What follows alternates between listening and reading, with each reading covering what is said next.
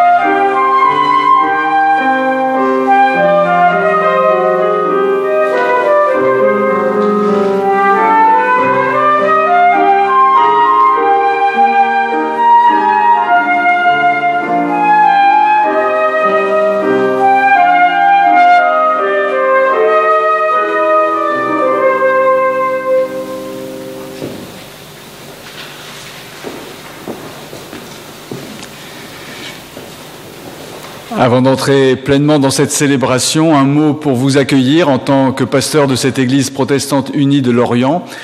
Nous avons la joie de vous accueillir dans notre temple, mais pour un temps qui est beaucoup plus large que notre seule Église, puisque c'est avec les membres du groupe écuménique du pays de Lorient que cette célébration a été préparée, comme tous les ans. On tourne de lieu en lieu selon les années. Et dans ce groupe sont participants actifs et des catholiques, des protestants, des membres de l'Église apostolique également. Ce soir, nous sommes quelques représentants de ces différentes communautés, de ces différentes traditions. Il y en a parmi vous qui sont habitués à participer au groupe, aux célébrations, d'autres qui viennent peut-être pour la première fois. Et je salue en particulier des collègues prêtres et aussi catholiques et un prêtre orthodoxe qui est avec nous, le père Sorine également. Et puis nous pourrons encore faire un peu plus connaissance à l'issue de cette célébration. Nous allons entrer dans ce temps maintenant, ce temps qui a été préparé par ce groupe, mais qui au-delà est basé sur un canevas de célébration qui est un travail commun entre le Conseil écuménique des Églises et l'Église catholique, chaque année préparé par un pays particulier. Et nous allons entrer dans ce temps d'abord en chantant ensemble. Tous les chants seront projetés, je vous rassure, donc nous pourrons nous lever pour les chanter, et je vous invite à vous lever maintenant.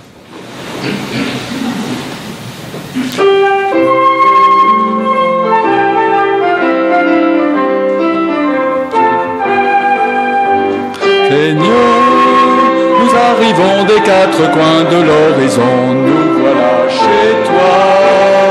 Seigneur, nous arrivons des quatre coins de l'horizon, dans ta maison. Nous avons penché nos chevaux, nous avons porté le fardeau des jours.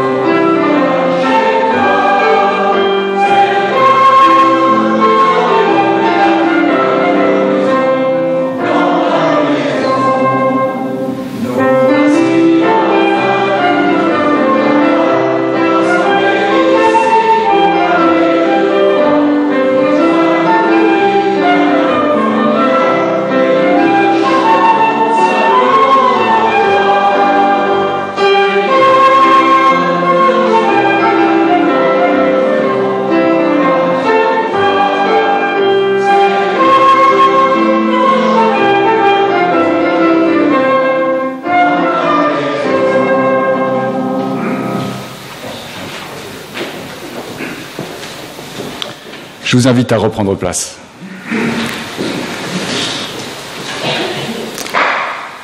Frères et sœurs, nous voici donc aujourd'hui réunis avec nos frères et nos sœurs chrétiens, chrétiennes des 4 coins du monde, alors que nous nous trouvons ici rassemblés pour l'unité visible de l'Église. Les textes que nous utiliserons cette année ont été préparés par le Conseil des Églises du Moyen-Orient. Ils s'inspirent de la visite des mages au roi nouveau-né, telle qu'elle est décrite dans l'Évangile selon Matthieu. Nous avons vu son astre en Orient et nous sommes venus lui rendre hommage. Cette phrase pourrait être aisément cantonnée au récit de la Nativité. Ces personnages circonscrits à un seul événement. Mais la démarche entreprise par les mages nous interpelle aujourd'hui sur le sens universel de la recherche de Dieu, de cette réconciliation possible entre l'homme et son Créateur. Comme le disait David dans le psaume 14, « L'Éternel, du haut des cieux, se penche sur les êtres humains pour voir s'il y a quelqu'un qui ait du bon sens, qui cherche Dieu. » Oui, ces mages, étrangers au peuple d'Israël, ont entrepris cette recherche de Dieu. Leur foi s'est appuyée sur une faible lueur, pourtant essentielle pour eux. Cette quête, c'est marcher au milieu de la nuit, trouver un roi digne d'être adoré, le rencontrer et devenir ensuite l'ambassadeur d'une bonne nouvelle, afin que le peuple qui marchait dans les ténèbres voie une grande lumière, que sur ceux qui habitaient le pays de l'ombre de la mort, une lumière resplendisse. Oui, ces étrangers sont venus de loin. Ils nous invitent à mettre nos pas dans les leurs, chercher la révélation que Dieu nous propose en Jésus-Christ, la recevoir et la partager.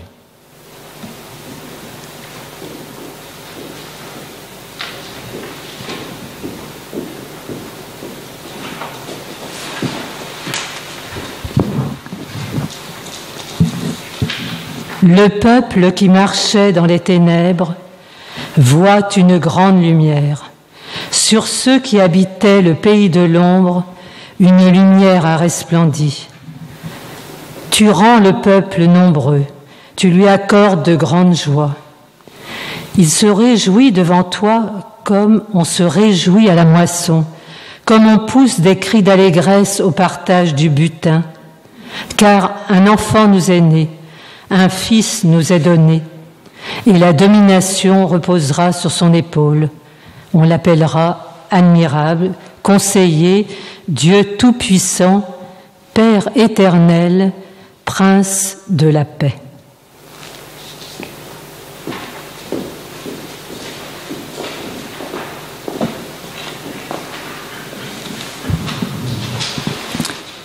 Et je vous invite à chanter.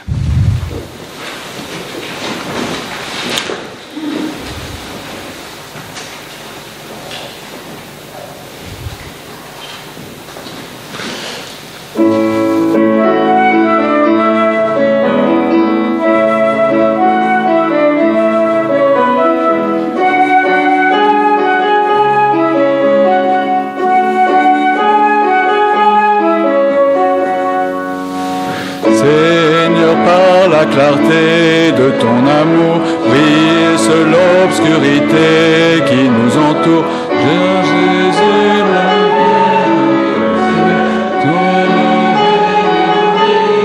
nous libère, brille sur moi, brille sur moi. Oui, Jésus, brille, ce pays de ta gloire. Brûle au sein, embrase nos cœurs.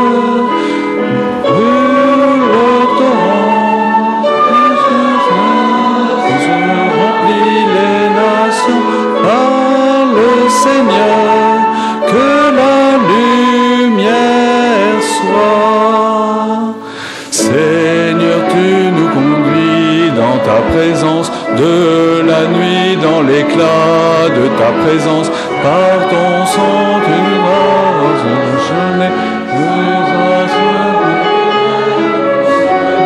Brille sur moi, brille sur moi.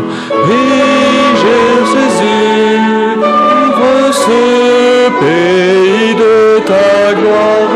Brûle l'Esprit Saint, embrase nos cœurs. Coule en torrent, notre grâce remplit les nations. Par le Seigneur, que la lumière soit. Je vous invite à vous asseoir.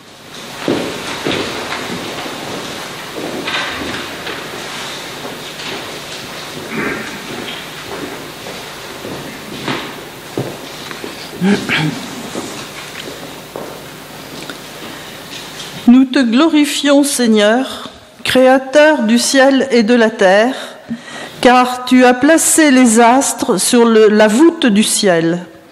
Tu as séparé la lumière des ténèbres et tu as fixé des signes marquant les jours et les ans. Tu as constellé le firmament d'étoiles, que tes œuvres sont majestueuses, les cieux proclament ta gloire et l'œuvre que tu as créée.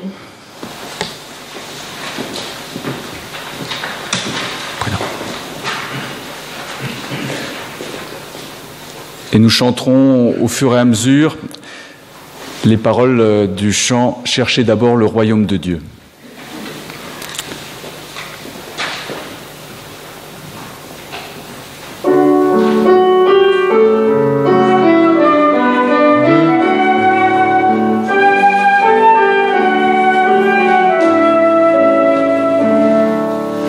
Cherchez d'abord le royaume de Dieu et sa justice,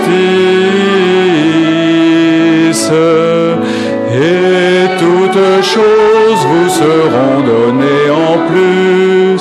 Alléluia, alléluia.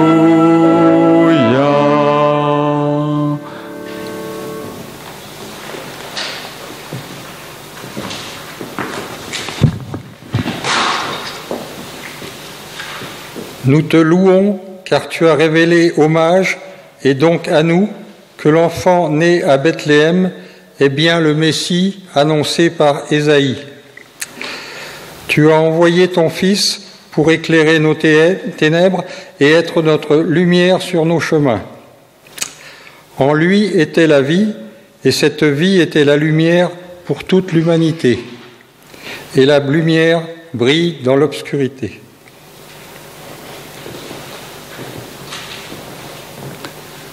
Nous chantons.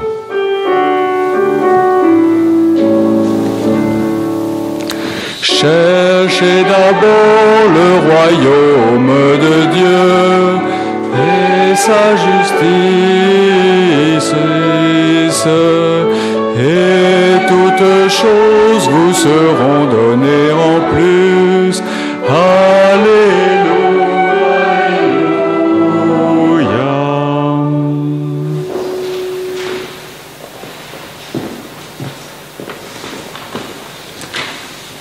Un peu. Nous t'adorons, ô Seigneur, car tu nous accompagnes dans le tumulte de notre vie par la puissance de ton Esprit Saint. Tu éclaires nos pas et nous donnes la sagesse et la foi dans un monde de mensonges et de doutes.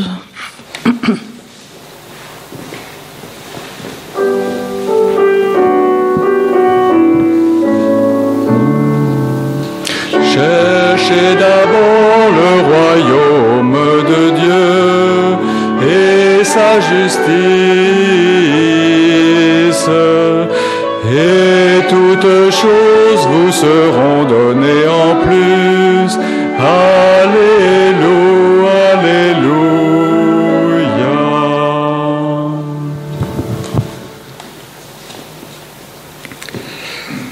Nous te rendons grâce, Seigneur, de nous avoir envoyés dans le monde pour refléter cette lumière autour de nous, dans nos diverses églises et cultures, et pour témoigner de Jésus, seul vrai roi, en nous offrant à lui.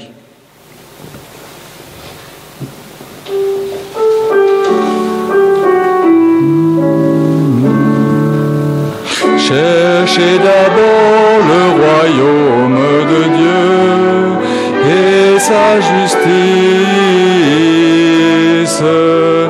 et toutes choses vous seront données en plus. Alléluia, alléluia.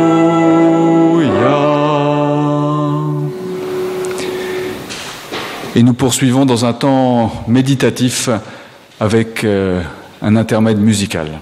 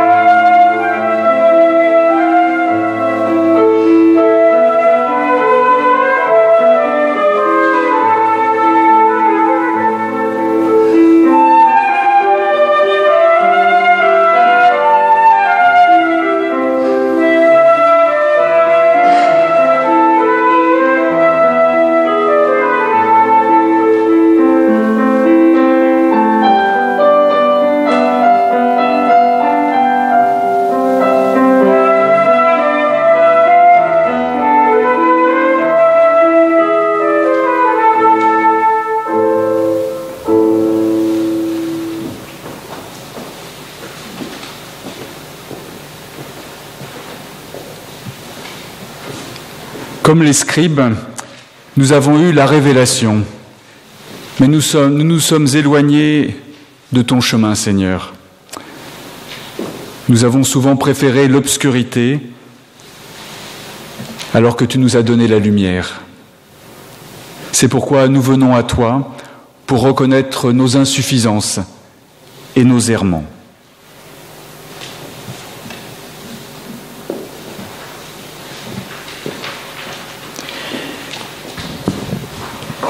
Dieu de compassion, nous te demandons pardon pour notre responsabilité sur les changements climatiques et le réchauffement de notre planète, sans vouloir changer nos comportements et nos habitudes.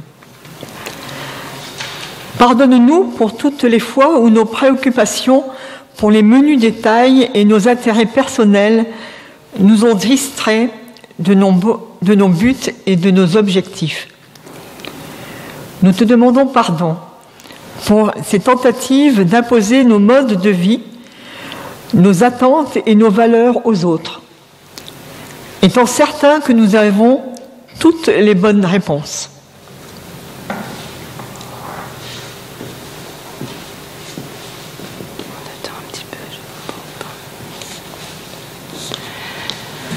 Nous te demandons pardon pour toutes les fois où nous avons glorifié notre passé sans pouvoir identifier ta présence dans notre présent. Pardonne-nous pour chaque fois où nous avons proclamé haut et fort nos principes et nos valeurs pour ensuite retomber dans nos vieilles habitudes confortables. Nous te demandons pardon pour nos prières qui étaient vides de sens et de valeur.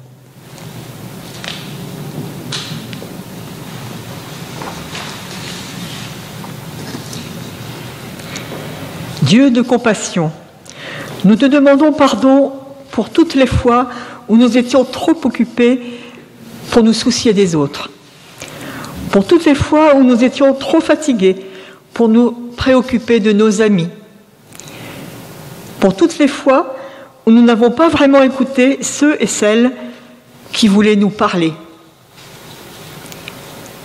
Pardonne-nous, ô Dieu, pour notre incapacité à reconnaître la souffrance des opprimés, pour notre incapacité à dénoncer publiquement les injustices de notre société, pour notre incapacité de pardonner à ceux et celles qui nous ont blessés dans le passé.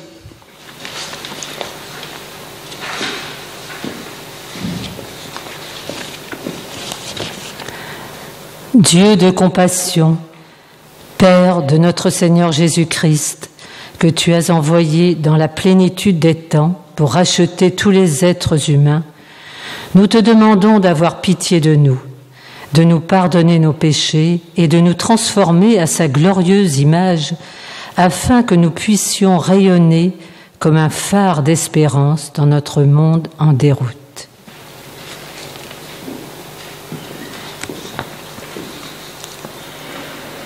Dieu de miséricorde, tu ne nous as jamais abandonnés malgré nos errances et nos égarements. Continue d'être patient avec nous quand nous sommes en difficulté et commettons des erreurs. Gloire te soit rendue à Dieu. Merci. Amen.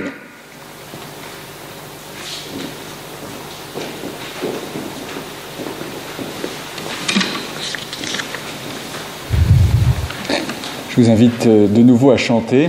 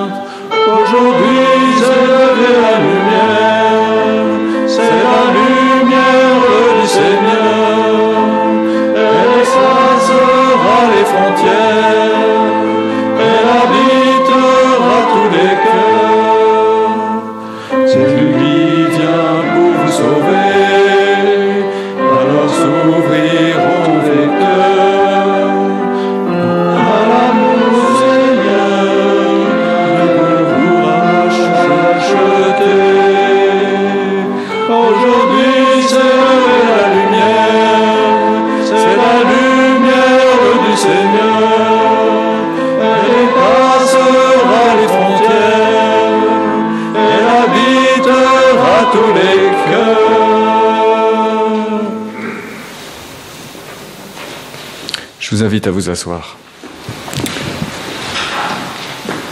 Et nous entendrons maintenant une lecture tirée de l'Évangile selon Matthieu au chapitre 2, les versets 1 à 12.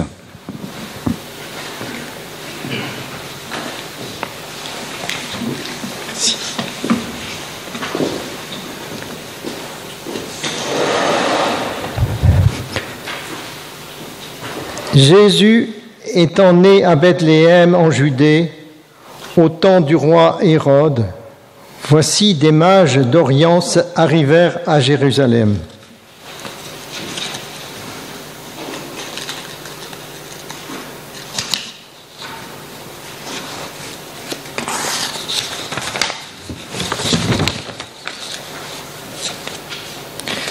Des mages arrivèrent et dirent : où est le roi des Juifs qui vient de naître ?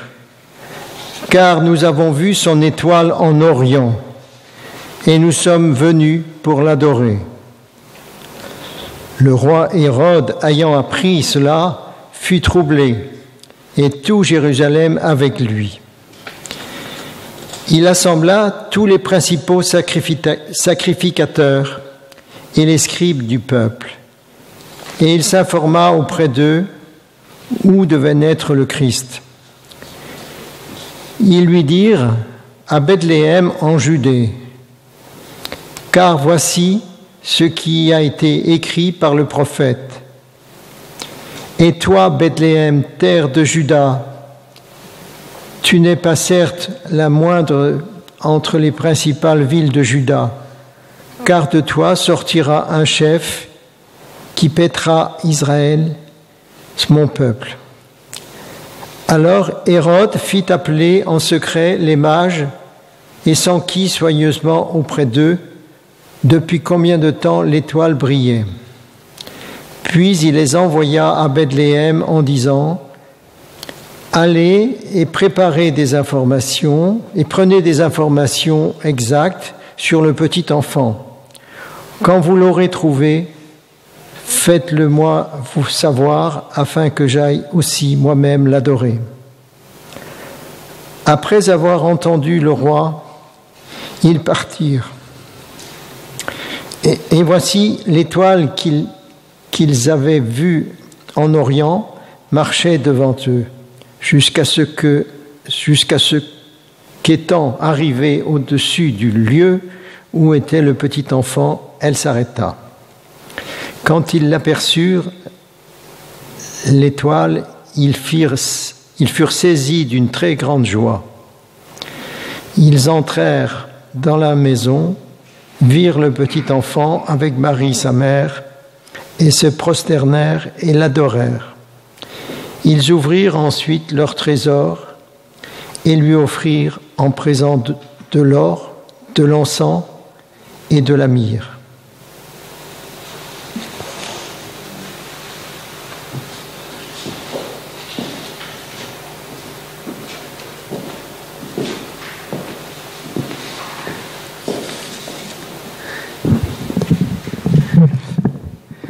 Chers amis, bonsoir. Donc j'ai cette belle mission de faire la prédication. Alors moi, c'est ma 3e célébration écuménique depuis que je suis à la Nester. Et donc vous voyez, chaque année, c'est un pasteur d'une église différente qui fait cette prédication, qui donne une parole sur cette parole de Dieu que nous venons d'entendre. Alors j'ai envie de commencer en vous donnant un peu mon sentiment de ce soir. C'est un sentiment d'une grande paix. Tout à fait à l'image de cette scène que nous venons de contempler avec les mages qui sont arrivés devant l'enfant Jésus, entourés de ses parents. Nous sommes dans la paix et je crois que j'étais déjà dans cette paix avant de venir ici. Je pense que chacun et chacune d'entre vous a pu expérimenter cela aussi. C'est de se dire, le Seigneur nous appelle, le Seigneur nous rassemble.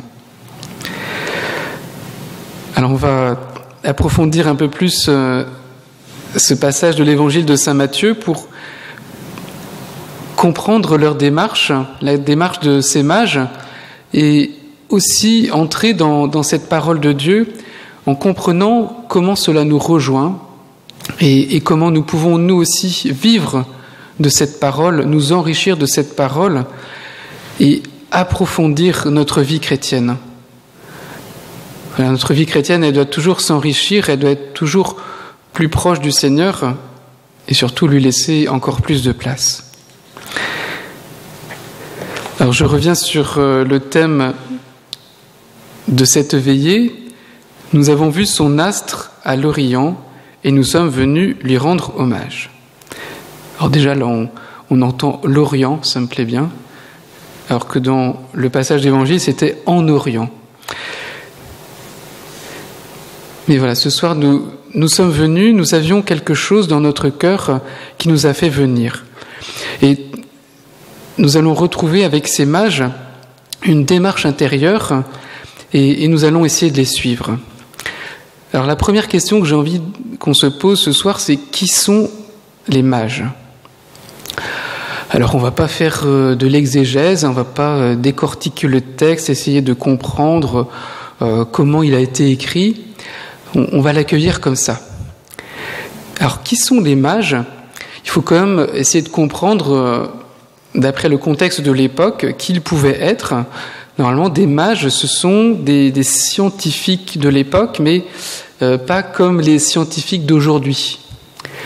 C'est-à-dire que même à l'époque de l'Antiquité, et je pense jusqu'au Moyen-Âge, on vivait la science de manière un peu moins cloisonnée qu'aujourd'hui, où dans la science, il y a des disciplines qui sont bien spécifiques, mais qui ne communiquent pas forcément entre elles.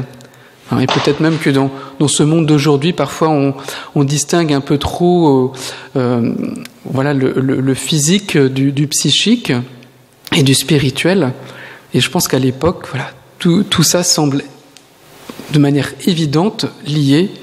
Et ces mages sont là pour observer les astres, comprendre la nature, essayer de comprendre ses mécanismes, mais ils sont aussi imprégnés de toute une littérature, de différentes religions, différentes spiritualités, et en étudiant différents domaines, ils ont compris qu'il y a quelque chose qui allait arriver.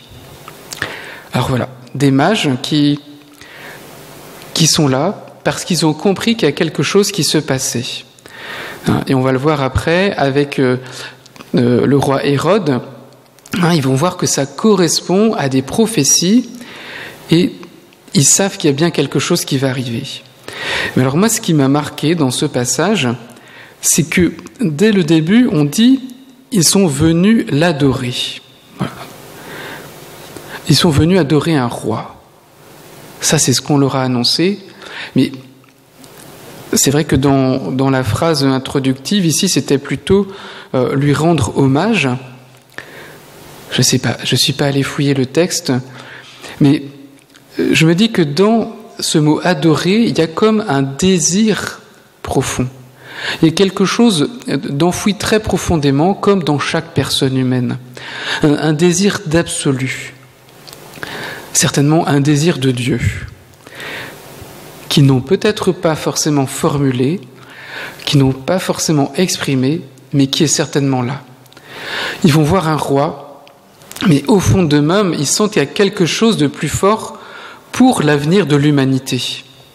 Et je pense que autour de nous, j'espère que nous pouvons sentir cela aussi.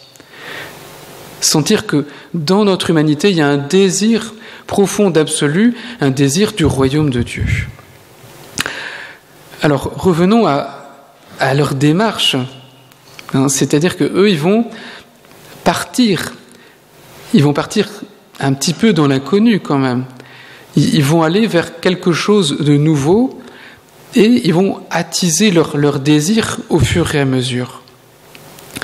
Et nous pouvons nous poser cette question nous-mêmes, déjà ce soir, quelle est notre démarche ?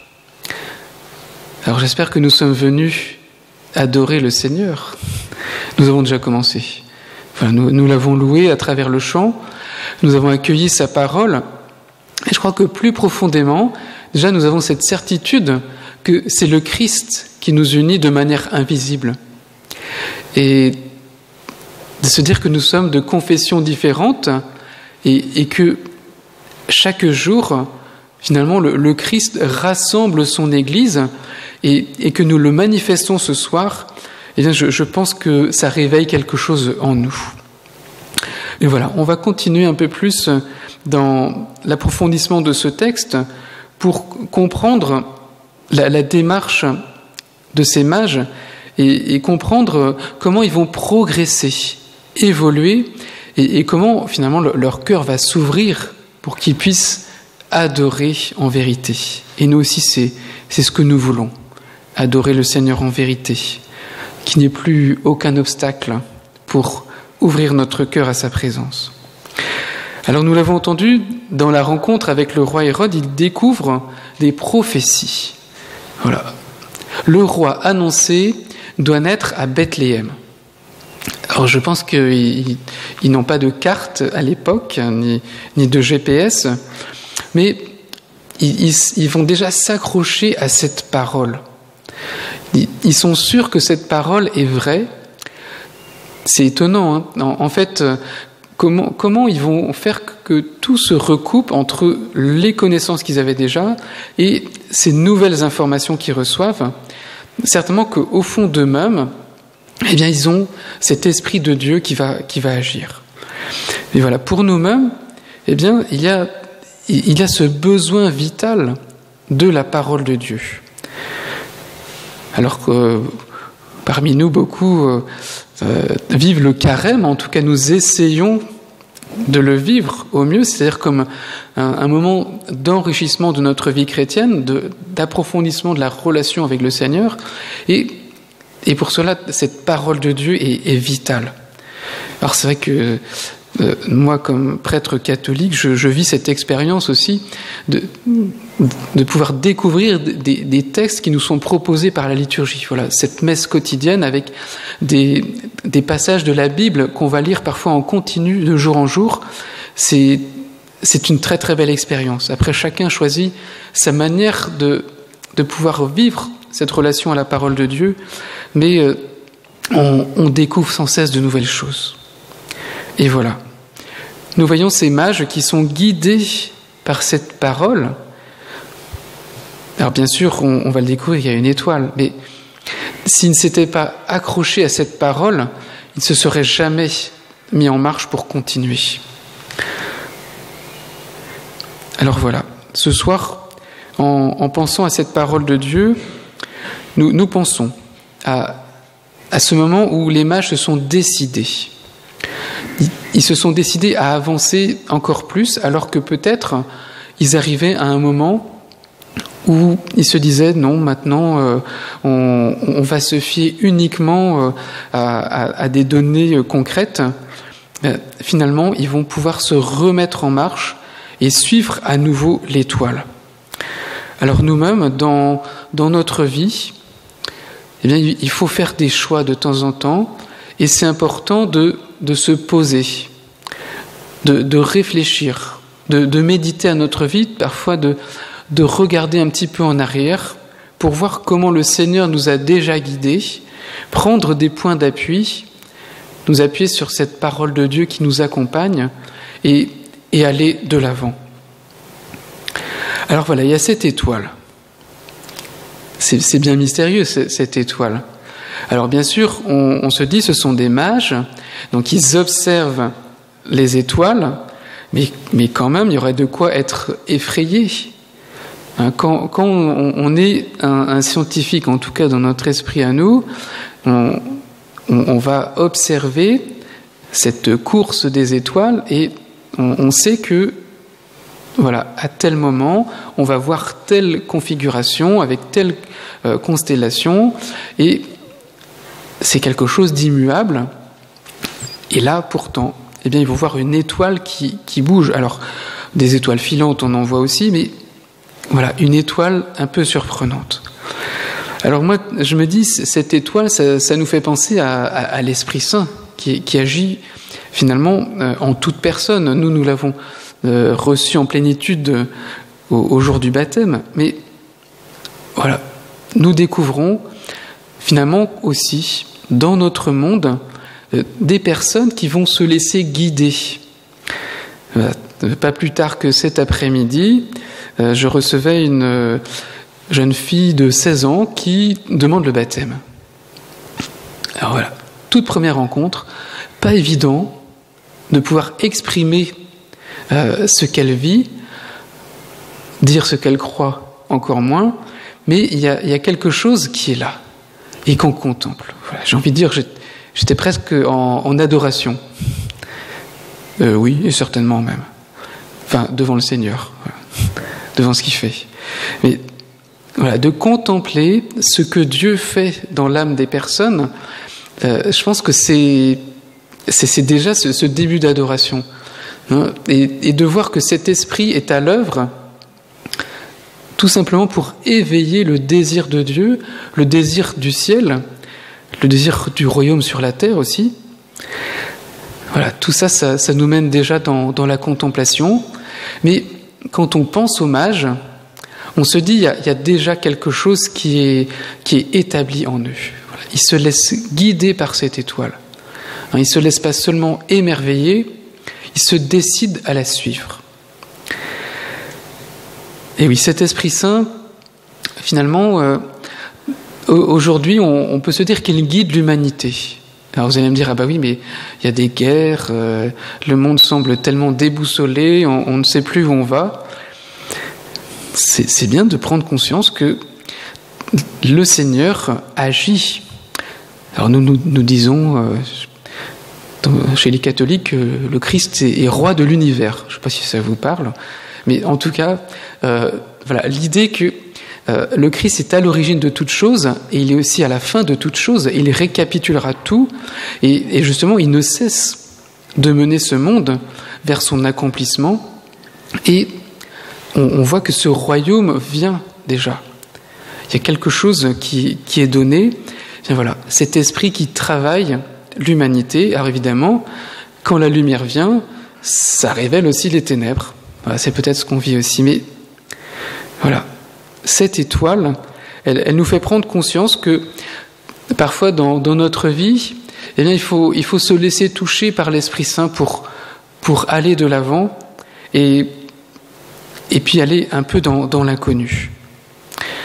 Alors, dernière chose qui est impressionnante avec cette étoile, c'est qu'elle donne une grande joie. Voilà.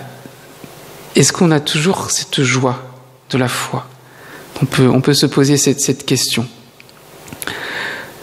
La joie, oui, peut-être parfois elle redescend un peu, mais finalement, elle est toujours ravivée. On a toujours cette lumière, cette étoile en nous, et sans cesse, eh bien, il faut pouvoir l'exprimer aussi.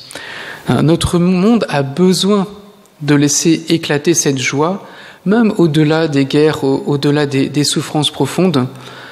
Je dirais même, on a vu des choses très surprenantes dans ces sous-sols en Ukraine, ou enfin dans des lieux comme ça où certains ont besoin de montrer de la joie et de la paix, de chanter, de jouer de la musique. Voilà, c'est au cœur de l'homme. Voilà, les mages se réjouissent à la vue de l'étoile. Alors bien sûr, parce que ils sont contents, on va dire, ils sont un peu fiers d'eux. Hein, ils ont réussi à trouver cette étoile. C'était un peu le but, non. On sent qu'il y a quelque chose de plus profond qui est là. Alors voilà, je termine avec ce mot « adorer ». Voilà, c'est quoi adorer ? Alors c'est vrai que parfois nous catholiques, nous en réduisons cette attitude d'adorer au fait d'adorer Jésus dans l'Eucharistie. Voilà, le pain eucharistique.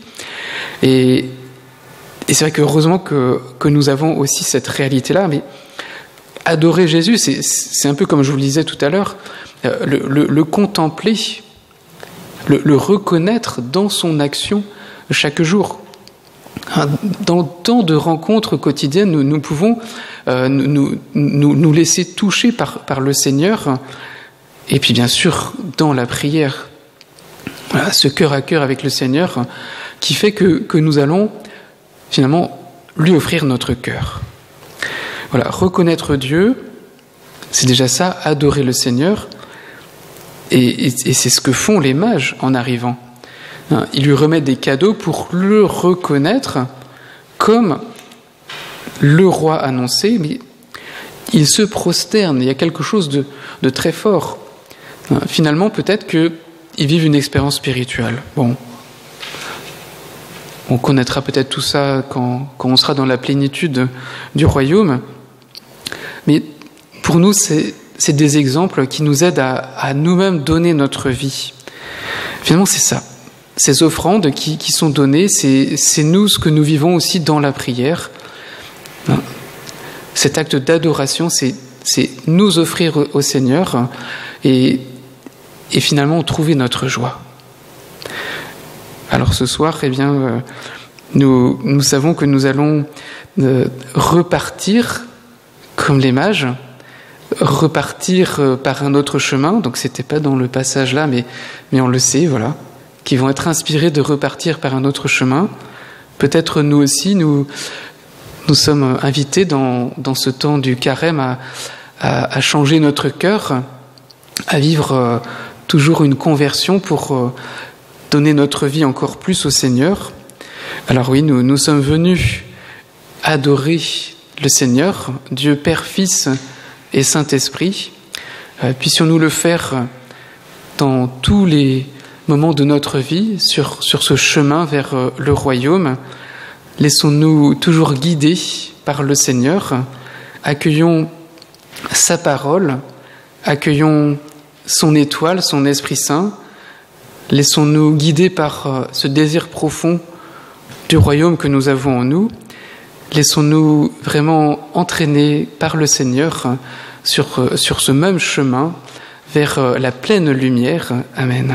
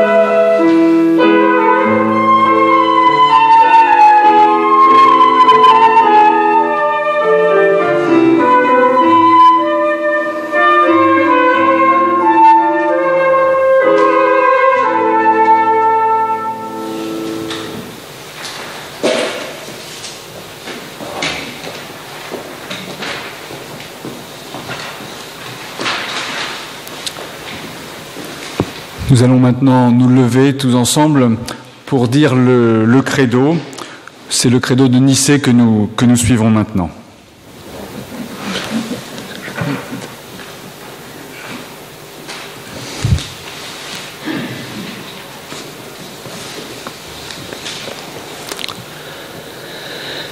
Nous croyons en un seul Dieu, Tout-Puissant, Créateur du ciel et de la terre, de tous les êtres, visibles et invisibles. Nous croyons en un seul Seigneur, Jésus-Christ, le Fils unique de Dieu, engendré du Père avant tous les siècles. Lumière née de la lumière, vrai Dieu né du vrai Dieu, engendré, non pas créé, un seul être avec le Père, et par lui tout a été fait, pour nous les hommes et pour notre salut. Il est descendu des cieux. Il s'est incarné du Saint-Esprit et de la Vierge Marie et s'est fait homme.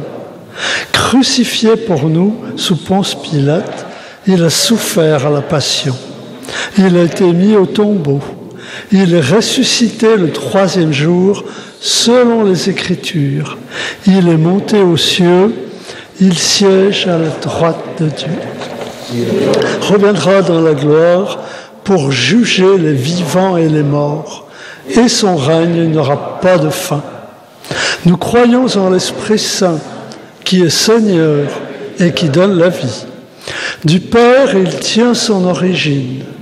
Avec le Père et le Fils, il reçoit même adoration et même gloire.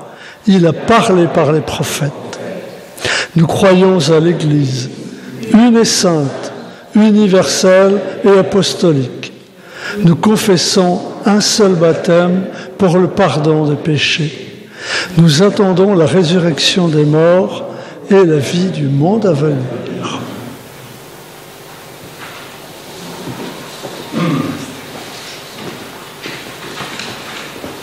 Et nous restons debout pour chanter ensemble.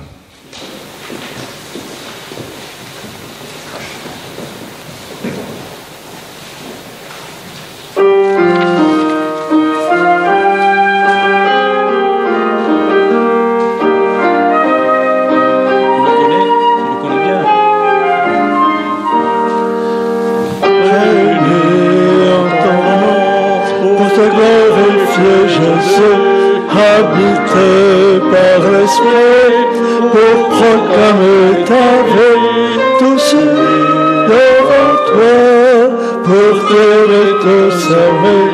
Oh Jésus, apprends-nous à marcher avec toi. Oh Jésus, apprends-nous à marcher par la foi. Entends-nous pour te glorifier, Jésus, habité par l'Esprit, pour proclamer ta vie, tous devant toi, pour t'aimer, te servir. Oh Jésus, apprends-nous à marcher avec toi.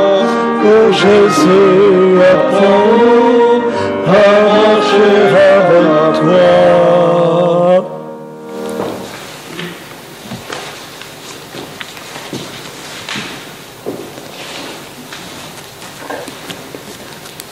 Une étoile a conduit les mages, les rois mages au Christ. Aujourd'hui, cette étoile nous rappelle que le Christ est présent, qu'il nous a été révélé et que sa lumière brille sur nous.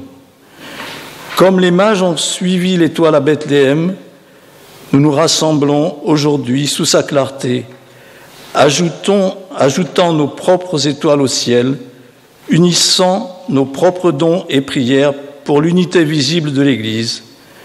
Tandis que nous avançons vers ce but, puissions-nous, par notre vie, rendre ensemble un témoignage lumineux qui conduira d'autres personnes à connaître le Christ. Alors nous avons un ciel étoilé. Nous avons un ciel étoilé et je voulais vous le dire. Et je vous propose cette prière. Vous êtes lumière du monde.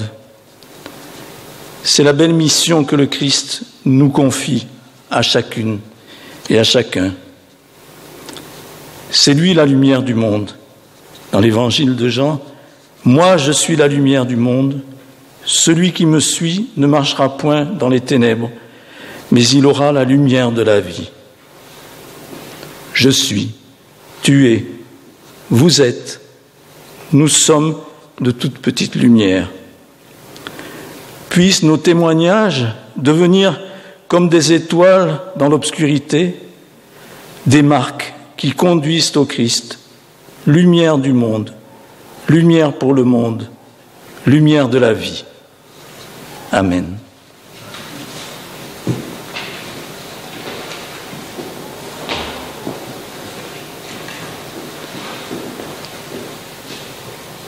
Nous allons entrer dans la prière d'intercession et j'invite ceux qui vont porter cette prière pour nous à s'approcher de moi.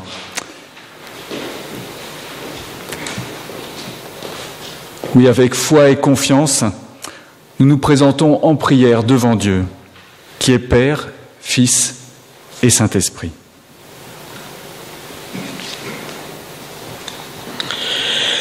Les rois mages sont venus d'Orient pour rendre hommage à l'enfant Jésus et lui offrir des dons précieux provenant de leur culture et de leur pays.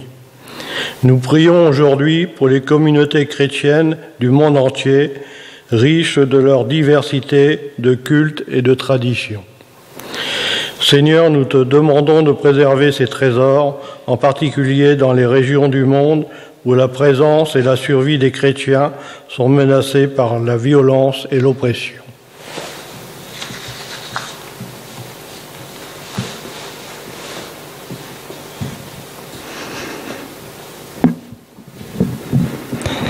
Les premières années de la vie du Seigneur ont été marquées par la violence et les massacres ordonnés par le despotique roi Hérode. Nous prions pour les enfants des régions du monde marquées par la violence dont les conséquences sont sous nos yeux.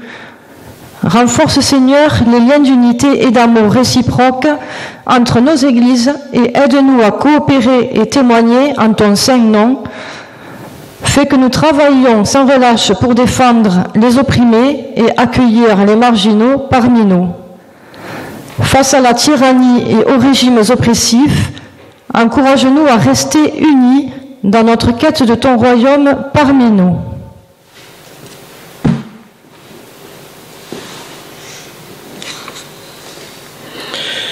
Après la visite des rois mages, la Sainte Famille a dû migrer à travers le désert pour se réfugier en Égypte.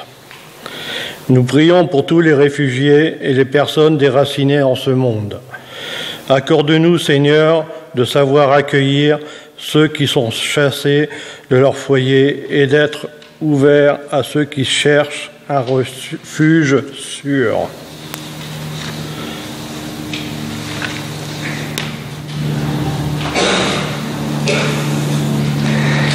Les rois mages sont retournés chez eux par un autre chemin. Nous prions pour nos églises dans ce monde en mutation. Seigneur, aide-nous à être inventifs et à trouver de nouveaux moyens de te suivre et de te rendre témoignage afin que le monde croie. Seigneur, entends notre prière. Lorsque les mages virent le Saint-Enfant, ils éprouvèrent une joie immense. Père céleste, fixe notre regard sur toi afin que nous ne nous égarions pas. Unis-nous dans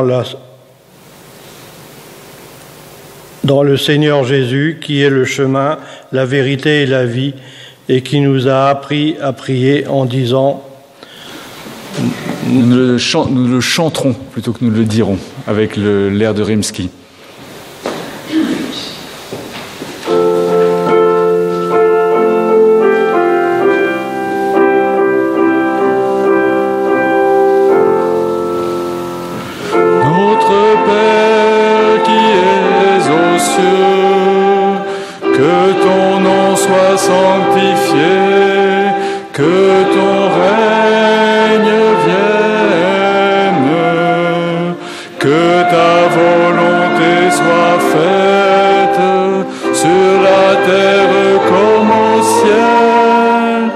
Donne-nous aujourd'hui notre pain de ce jour.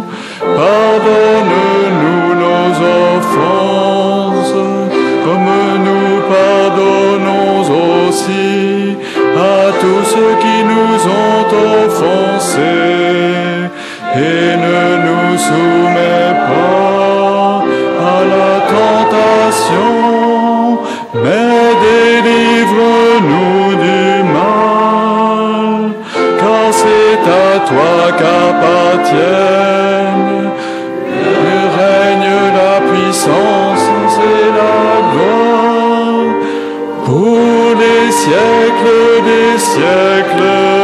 Amen.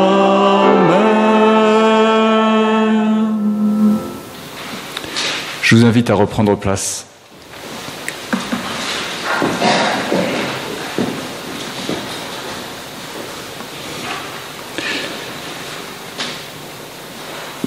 Comme chaque année, au cours de cette célébration de prière pour l'unité des chrétiens, nous avons un temps pour partager un peu de nos biens à travers notre offrande. Cette année, le sujet qui avait été retenu pour cette célébration, qui aurait dû avoir lieu normalement en janvier, puis pour raison de Covid a été décalé à aujourd'hui, nous avions envisagé et nous continuons cette idée, de faire une offrande en faveur du Liban. Il y a un peu plus d'un an, le Liban a connu cette explosion là dans le port de Beyrouth, très importante, et tous les dégâts qu'elle a entraînés dans un pays déjà fragilisé depuis bien longtemps, très longtemps. Et au fond, même aujourd'hui, à nouveau, avec la guerre en Ukraine et les questions alimentaires qui se profilent à l'horizon, vous le savez comme moi, c'est à nouveau, pour le Liban et comme pour d'autres pays du Moyen-Orient ou d'Afrique, un coup dur qui leur arrive à eux également. Le choix que nous avons fait d'une organisation, c'est avec Jean-Marc Wangto et aussi Chantal Huguin que cela avait été vu, c'est Caritas International, donc la grosse association d'aide liée à l'Église catholique dans son antenne libanaise, avec l'intérêt pour nous d'avoir des personnes, en particulier une personne qui connaît très bien la situation là-bas, qui est libanais, et on a des contacts qui peuvent être assez directs. Donc c'est intéressant aussi pour nous en termes de retour, de lien. C'est pourquoi l'offrande sera affectée à cette association Caritas au Liban, qui a fait beaucoup pour nourrir beaucoup de personnes hébergées, secourir après l'explosion l'an passé, mais qui travaille surtout dans la durée depuis des années et des années, avec des volontaires, de la distribution, de l'accompagnement des populations dans la longue durée. Parce que voilà, aujourd'hui c'est l'Ukraine, on a déjà presque oublié le Liban l'année dernière, et c'est souvent comme ça que ça fonctionne, malheureusement, nous le savons tous, dans un monde très médiatisé. Donc voilà, c'est ce à quoi nous emploierons cette offrande. Oui Seigneur, apprends-nous à partager jour après jour dans notre vie. Apprends-nous ce chemin-là qui est le chemin d'espérance pour chacun de nous et pour ce monde. Amen. Et puis, encore un mot en termes d'annonce. Ce soir, nous avons vécu cette célébration écuménique, comme on le vit d'habitude au mois de janvier.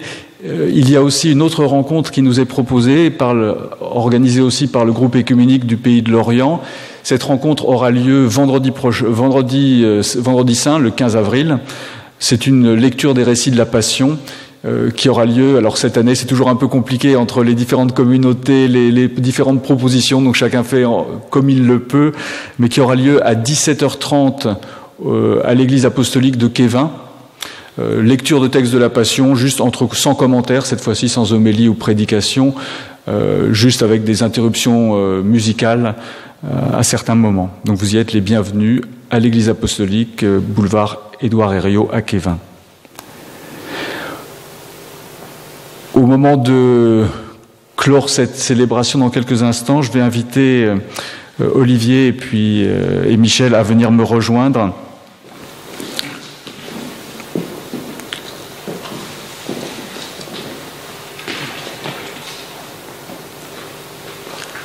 Nous lirons en guise d'envoi un texte qui se trouve dans l'Épître aux Éphésiens au chapitre 5, les versets 8 à 14.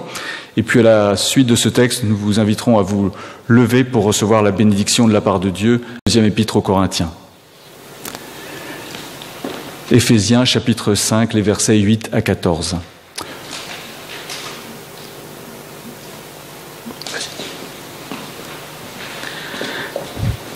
Autrefois, vous étiez ténèbres, et maintenant vous êtes lumière dans le Seigneur. Marchez comme des enfants de lumière. Car le fruit de la lumière consiste en toutes sortes de bonté, de justice et de vérité.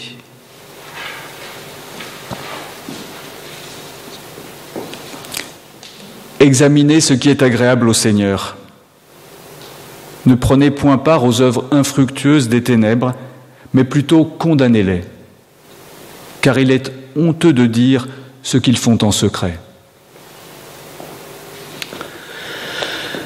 Mais tout ce qui est condamné est manifesté par la lumière, car tout ce qui est manifesté est lumière. C'est pour cela qu'il est dit : réveille-toi, toi qui dors, relève-toi d'entre les morts, et Christ t'éclairera.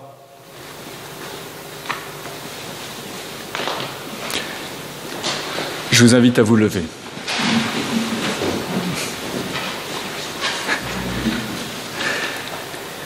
La grâce du Seigneur Jésus-Christ, l'amour de Dieu le Père et la communion du Saint-Esprit sont avec nous tous. Amen. Et une dernière fois, je vous invite à chanter ensemble.